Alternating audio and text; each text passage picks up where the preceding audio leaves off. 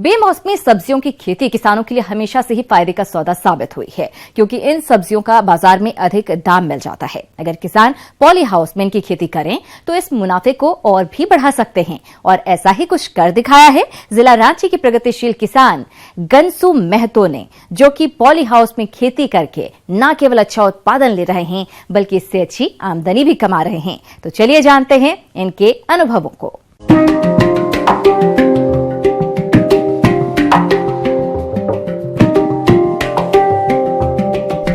Poly house में लहलहा रही ये शिमला मिर्च की फसल आसपास के किसानों के लिए आकर्षण का केंद्र बनी हुई है। दरअसल रांची जिले के सदमा गांव के निवासी प्रगतिशील किसान गनसू महतो ने पॉली हाउस में बेमौसम सब्जियों की सफल खेती कर मिसाल कायम की है। झरबेरा फूल की खेती के बाद ये किसान अब शिमला मिर्च की खेती कर लाखों रुपए कमा रहे हैं। हम 2 पॉली हाउस में शिमला मिर्च का खेती किए हुए हैं। तो शिमला मिर्च का जो खेती है वो जैविक विधि से हम करते हैं, और जैविक विधि से करने के कारण हमारा जो लागत है उसमें लागत में कमी आई है और जो मुनाफा है वो बढ़ी है। अभी तक हम जो पॉली हाउस में जो शिमला मिर्च के खेती किए हुए हैं इसमें 60% हम उत्पादन ले चुके हैं। 12 टन जो है कि शिमला मिर्च हम बाजार में बेच चुके हैं, और 40% जो है अभी मेरे खेत से निकलना बाकी है, क्योंकि जो मेरा पौधा है वो भी पूरा हरा भरा है और स्वस्थ है, जिसके कारण है कि हमारा जो उत्पादन है वो 40% और होगा। ऐसे तो बाजार का नाम ही है उतार चढ़ाव, और इस उतार चढ़ाव की दौर में हम 40 रुपये से लेकर के अभी 20 से 22 रुपये तक हम शिमला मिर्च बेच रहे हैं। हम 40 ना लेते हुए हम औसत 20 रुपये ही हम केजी बेचेंगे, तो लगभग हम इसमें 12 टन जो शिमला मिर्च है अभी तक हमने बेच चुके हैं। 20 रुपया का रेट से ही हम उसका एक कम से कम रेट में हम उसे जोड़ते हैं, तो लगभग 2,40,000 रुपया का हम अभी तक बाजार में बेच चुके हैं। और हम अभी 40% के और हमें अभी बेचना है, तो इस तरह से अगर हम उसे बेचेंगे तो लगभग 1,20,000 का हमको और शिमला मिर्च हमारा बिक्री होगा। इस तरह से जो 6 टन होगा, कुल मिला के हम लगभग 18 टन शिमला मिर्च का तोड़ाई करेंगे, और ये टोटल अगर हम 20 रुपया का रेट से ही बेचे तो लगभग 3,60,000 रुपया मेरा बिक्री हो रहा है। जिसमें कि मेरा जो बीज है, खाद है, और साथ साथ दवा है और लेबर है, उसके बाद फिर गाड़ी भाड़ा है, साथ ही जो लेबर का कॉस्ट है, ये सब मिला के लगभग हमारा 75,000 रुपया खर्च आता है। इस तरह से हम अगर खर्च घटाएंगे तो लगभग हमें 2,90,000 से 95,000 के बीच हमको शुद्ध मुनाफा लगभग हमको मिलेगा। गनसू महतो पॉली हाउस में खेती करने के लाभों के बारे में बताते हैं कि शासकीय अनुदान का लाभ लेकर महज आधी कीमत में पॉली हाउस निर्माण वर्ष 2015 में कराया, और इसमें जल बचाने के लिए ड्रिप पद्धति को लगवाया, जिससे उत्पादन तो बढ़ा ही साथ ही उसकी क्वालिटी भी बेहतर रहती है। इससे पहले हम जो पॉली हाउस आप देख रहे हैं इसमें हम झरबेरा फूल का खेती किए हुए थे। इसमें 2015 से हमने 2.5 साल लगभग हम इसमें फूल का तोड़ाई किए, और उसमें हमको बहुत अच्छा फायदा हुआ पैसा का। उसके बाद हम जून से इसमें शिमला मिर्च का खेती किए हैं। गनसू महतो ने बताया, इससे पहले ये इसी पॉली हाउस में झरबेरा फूल की खेती करते थे। इसके बाद ही इन्होंने शिमला मिर्च की खेती की, जिससे बेड बनाने और अन्य शुरुआती खर्चों को नहीं करना पड़ा। साथ ही शिमला मिर्च की खेती में मटका खाद, जीवामृत, कंपोस्ट का खाद का प्रयोग कर रहे हैं।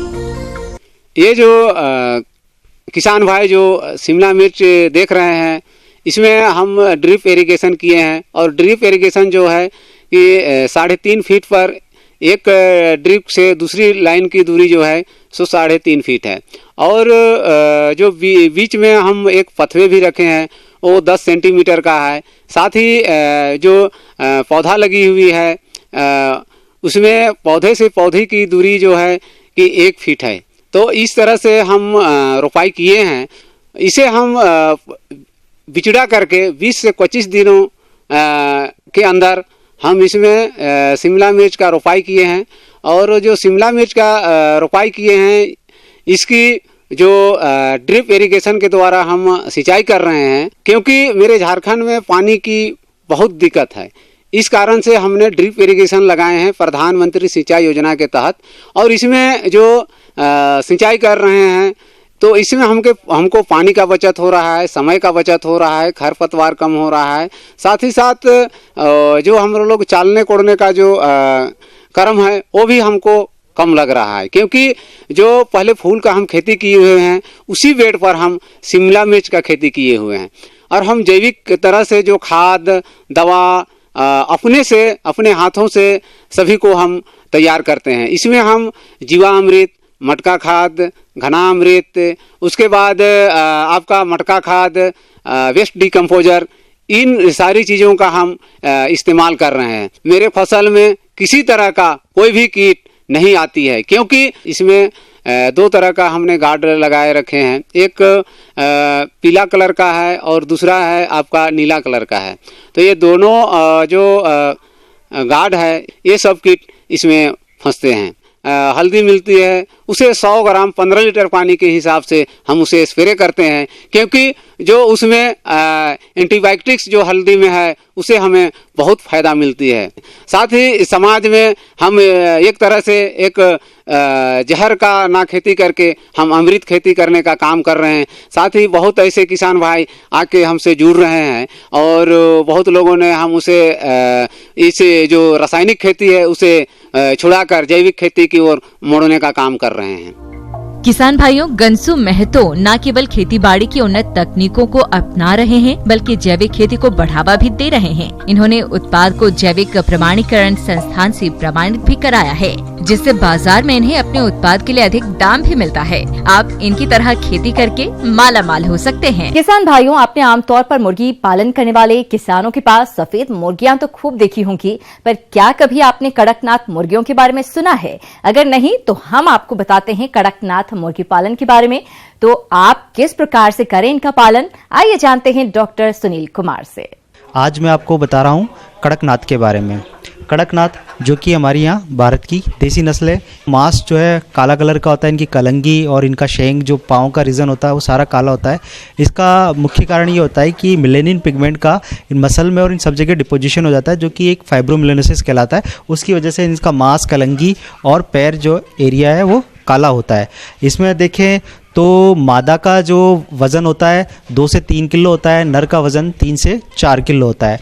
और इसमें मादा में अंडों का उत्पादन 6 महीने या 180 दिन पे उसमें अंडों का उत्पादन शुरू होता है। इसमें जो अंडे हैं, औसतन मादा जो है 1 साल के अंदर 40 से 50 तक अंडे देती है।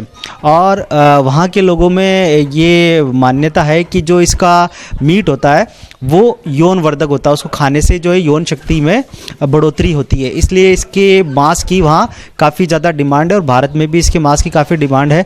जहाँ वाइट लेगून का जो ब्रॉयलर का मांस है 200 से 250 रुपये किलो बिकता है, वहीं इसका मांस जो है 700, 800 और इवन 1000 रुपये किलो तक भी ये मांस बिकता है, जिसकी इसकी मांग बहुत ज़्यादा है। इसलिए आज और ये नस्ल जो है विदेशी नस्लों की तुलना में ये नस्ल जो है अन्य रोगों के प्रति, इसमें रोग बहुत कम होते हैं। केवल मैरेक्स डिजीज़ है, मैरेक्स डिजीज़ के प्रति ये रेजिस्टेंट नहीं होती, बाकी सारे रोगों के प्रति इसमें ये रेजिस्टेंट होता है, इसमें दूसरे रोग नहीं होते थे। इसलिए हमें विदेशी नस्ल की तुलना में इस नस्ल के अंदर टीकों की आवश्यकता कम पड़ती है, दवाई में इसमें खर्चा कम होता है, अतः इसका पालन जो है विदेशी नस्ल की तुलना में सीधा और सरल है। अधिकतर जो शहरी इलाकों में और गांव इलाकों के अंदर कड़कनाथ के मीट की और इसके अंडों की बहुत ही मांग रहती है। अगर सब कुछ ऐसे ही चलता रहा तो जल्द ही आप एक क्लिक पर कड़कनाथ अपने घर मंगा सकेंगे। कड़कनाथ ऐप का मकसद कड़कनाथ की ब्रांडिंग के साथ साथ आदिवासियों को उनकी मेहनत का सही दाम दिलाना भी है। असल में कड़कनाथ की पौष्टिकता और स्वाद उसे सामान्य चिकन से अलग करते हैं। जहां सामान्य चिकन में प्रोटीन 18 से 20% होता है, तो वहीं कड़कनाथ में प्रोटीन की मात्रा 25 से 27% होती है। सामान्य चिकन में फैट 13 से 25% होता है, तो कड़कनाथ में फैट 0.73% से 1.03% तक ही होता है। लिकोनिक एसिड सामान्य मुर्गों में 21% होता है, तो वहीं कड़कनाथ में इसकी मात्रा 24% होती है। किसान भाइयों से को मेरा सुझाव है कि कड़कनाथ अपने देश की नस्ल है, इसका पालन करना चाहिए। इसका पालन करने से उन्हें आर्थिक मदद मिलेगी, क्योंकि इसके मांस की और अंडे की दोनों की ही मांग बहुत ज़्यादा है। इस वजह से मैं आप लोगों को सुझाव देता हूं कि अपने देसी नस्लों, विदेशी नस्लों की बजाय अपनी देसी नस्लों का पालन करें, तो वो भारत की जीडीपी में भी सहयोग प्रदान करेगा। किसान भाइयों, आंवला के फलों में तुड़ाई शुरू हो चुकी है और आने वाले समय में आंवला के बागों में फूल लगने लगेंगे। ऐसे में इन बागों में कुछ कार्यों को करना जरूरी है, जिसके बारे में जानकारी दे रहे हैं बागवानी विशेषज्ञ NK गुप्ता।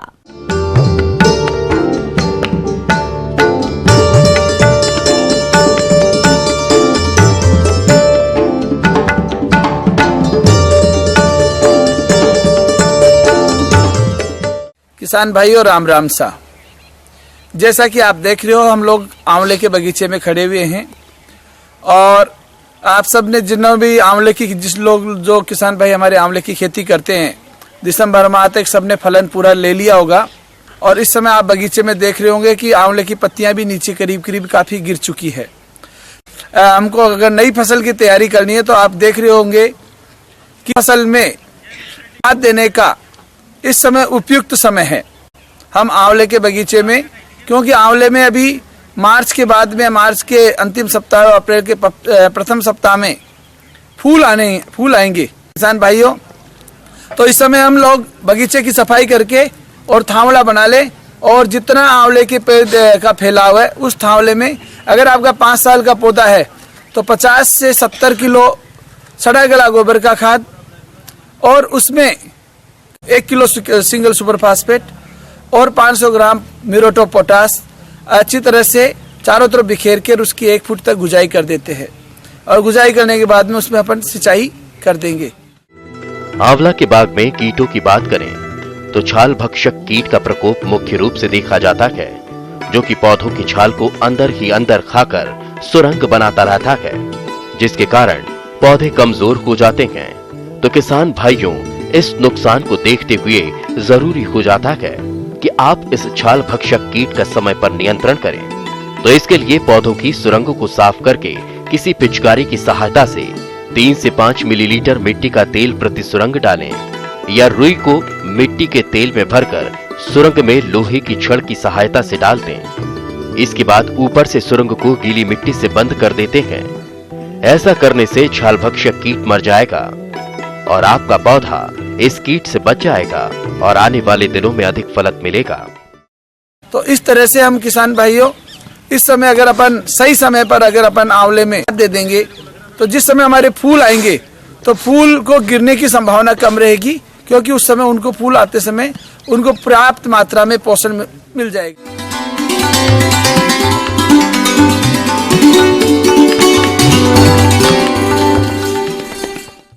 जॉन डियर अन्नदाता हेल्पलाइन निशुल्क फोन संपर्क सेवा के माध्यम से आपके द्वारा पूछे गए प्रश्नों में से 1 या 2 महत्वपूर्ण प्रश्न को हम अपने कार्यक्रम में शामिल करते हैं।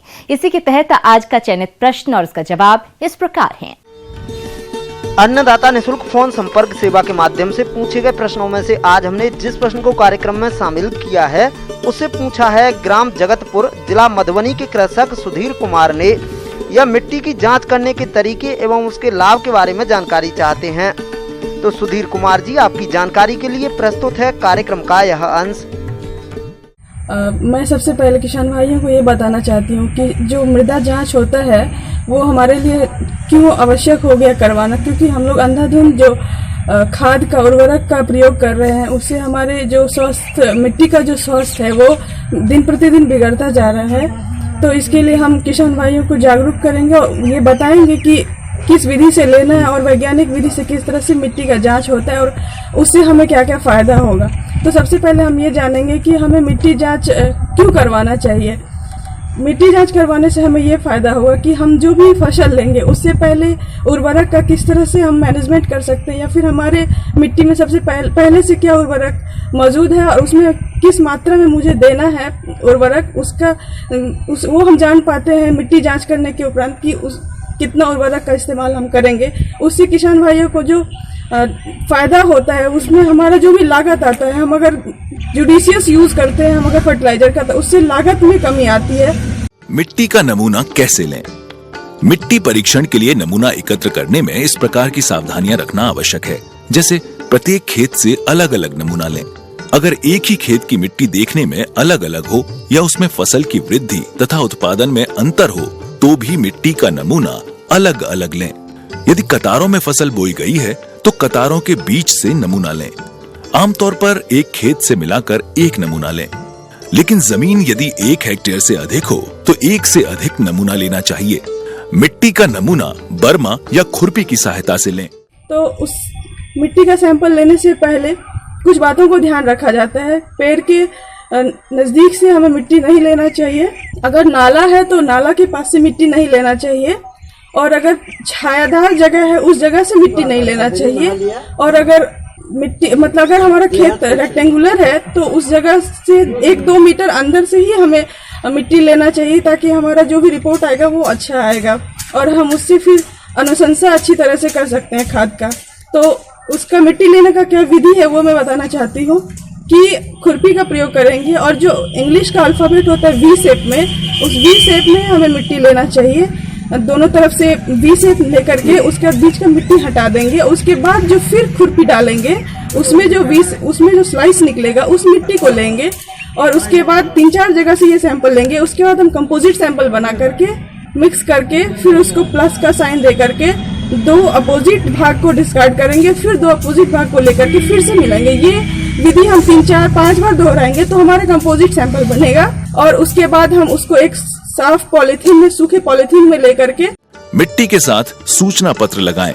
हर नमूने के साथ अलग अलग सूचना पत्र लगाकर जो कि मिट्टी के संपर्क में न हो, इसमें निम्न बातें अंकित करें: क्रमांक, तिथि, किसान का नाम, गांव का नाम, विकास खंड, जिला, प्लॉट नंबर, जमीन की स्थिति, ऊंची, मध्यम या नीची, कितनी गहराई तक मिट्टी ली गई है, मिट्टी का प्रकार, कौन सी फसल लगाना चाहते हैं, सिंचाई की सुविधा है या नहीं, जल निकास की सुविधा है या नहीं, गत साल में कौन सी फसल ली गई। पैरामीटर्स का जांच करते हैं। उसमें 6 पैरामीटर जो होता है रूटीन का होता है, और 4-5 जो है वो माइक्रोन्यूट्रिएंट का करते हैं। उसमें अगर आप पूरा 12 पैरामीटर्स का करते हैं तो हमारे यहाँ जो रेट निर्धारित है वो अगर पूरा माइक्रोन्यूट्रिएंट प्लस रूटीन का करते हैं तो 150 रुपए लगता है यूनिवर्सिटी रेट से।